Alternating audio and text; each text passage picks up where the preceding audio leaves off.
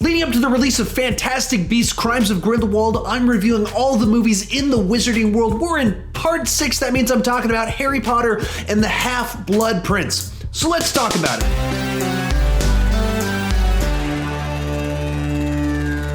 Hi, if you're new here, my name is Sean Chandler, and I started this channel essentially because I was driving everyone around me crazy talking about movies way too much. If you can relate, you're probably in the right place, and consider clicking that subscribe button.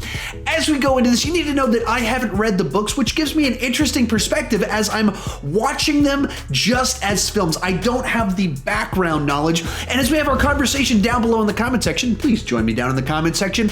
We can have an interesting conversation because you have a very different perspective from me, and many of you know the world of Harry Potter a lot better than I do because you've read the books, whereas I'm watching them just with the information the movies are giving me. So hopefully we can have a fun conversation down below in the comment section. With that said, let's get started talking about the good. One of my favorite things about this particular Harry Potter film is that there's some very interesting visualizations in different sections of the film. Whether you're talking about the magic right out of the gate, it has one of the more cinematic sequences in the franchise thus far, as you watch kind of some bridges being attacked by the Death Eaters. As you go into the movie, there's a lot of parts where they go into people's memories and there's kind of some backstories that are told, and it's all visualized in some very cool ways with an artistic bent to how that's presented.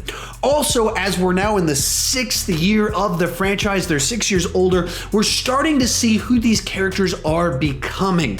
You're starting to see it's not just like little kid bullying, but legitimate who Draco really is, the struggles that he's kind of going through. You're seeing Harry Potter step into his own as a leader that's having to deal with some very real deep stuff, and we're watching them actually grow up into adults. And part of what makes that interesting now is that the relationship between Harry and Dumbledore is much more mature. You have Dumbledore taking him to try and get this teacher to come back to the school and proactively bringing him in on some of these missions to try and stop all the evil going on in the world, and a much more interesting, mature relationship between them as opposed to just teacher person talking down to child person giving little nuggets of wisdom.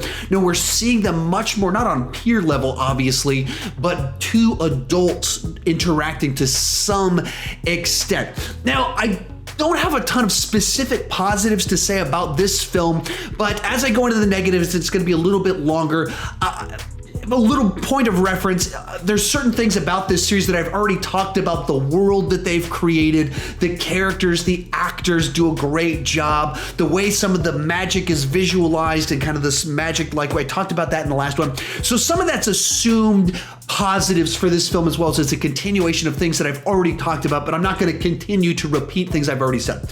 With that disclaimer stated, let's move on to the negatives. And the big thing that comes to mind with this film, right out of the gate, this movie's color palette is atrocious.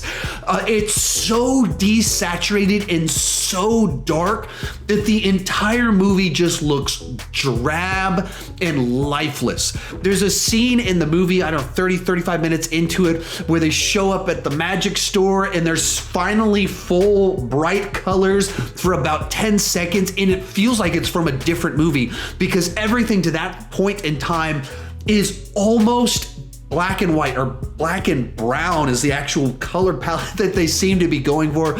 Browns, grays, everything just has all the color sucked out of it. And this vibrant world that Chris Columbus created in the first two films is almost entirely gone with this just dark, morose place that doesn't seem like a place that you'd want to go and visit at all. From there, the movie assumes information of the audience. It assumes that we know things that if you're like me and you haven't read the books, you don't know those things. So the movie kicks off with that sequence that I said is very cinematic. It's a cool sequence as the Death Eaters are attacking the Muggle world. And then it goes on and just talks about other things. It's just a sequence that happens, and it assumes that we understand what's happening and what that means. but I didn't really know what was going on. I had to read the Wikipedia page to kind of fill in the gaps of like exactly what was happening, how it tied into things, because it's just something they show us and then it moves on to something else, and then it moves on to something else very quickly without fully explaining what any of these things actually mean. Also, when it comes to the story, it goes back to kind of the storytelling of the first two films, where this mystery we're trying to figure out who's the half-blood prince, and there's certain information we're trying to gain. And so there's this mystery kind of going on, and then there's these little side adventures that kind of happen with the kids, with love potions and things like that, and little relationships. So it's very reminiscent in that sense of the first two films, except because it's so drab and dark that it sucks all the fun out of it. It's not like we're having this fun little adventure at Hogwarts. It's this terrifying world where people are dying and evil dark wizards are out there killing people. And so even when we have our little cute adventure about love potions and things like that, you know, then Ron gets poisoned and might die, which kind of takes, once again, the fun out of these sorts of things. And also, I reference back to the kind of storytelling of the first two films. It's more reminiscent of the first film, where it meanders a lot. There's not a lot of urgency, where we're not specifically trying to get something, resolve something. It's like there's a mystery out there where we're trying to gather information and put the pieces together, but it's just kind of jumping from scene to scene, storyline to storyline, and then they come together at the end. There's not a urgent drive pushing them, whereas in Chamber of Secrets, it was a lot more scene to scene. They're trying to figure out about the Chamber of Secrets and Tom Riddle. This one, it's the wandering around type of story, which creates for a movie this long with so little fun, it's not the most pleasant ride. And a big part of the problem here is that this movie feels like it's just setting up the finale in the Deathly Hallows. So it's giving us a bunch of information about Horcruxes and Voldemort's plan. And so our heroes are trying to figure out all that information so they can try and stop him.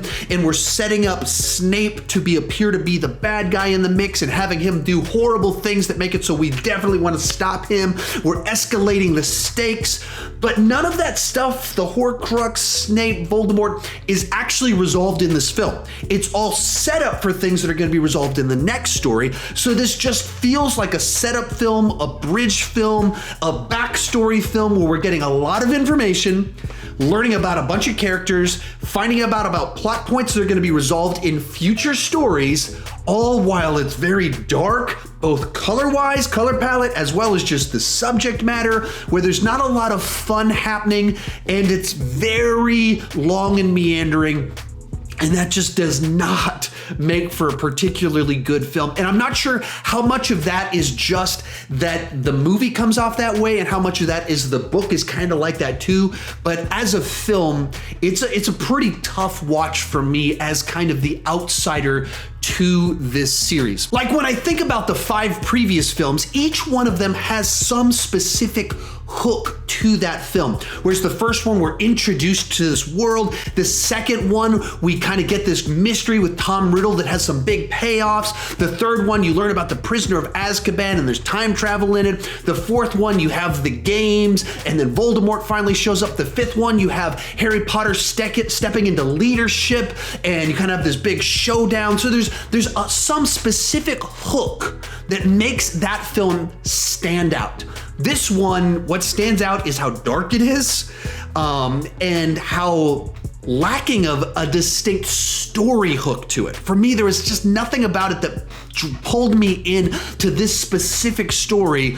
And so for me, this is the weakest film thus far in the bunch. Before I give my final score on this one, tell me your thoughts down below in the comment section. Remember to kind of fill me in on the book and how it kind of compares in that mix. Like my wife, this was one of her favorite books, but the movie she doesn't like all that much. I'd love to hear your thoughts on all that. Also, remember to check out this playlist with the other reviews inside of this series. And just so you know, I'm going to be dropping my ranking of all the Harry Potter films this coming Saturday, or if you're watching this in the future, it's already been dropped, so have fun watching that. As for this film, I'd give it a C+ and a 6 out of 10 on the entertainment scale.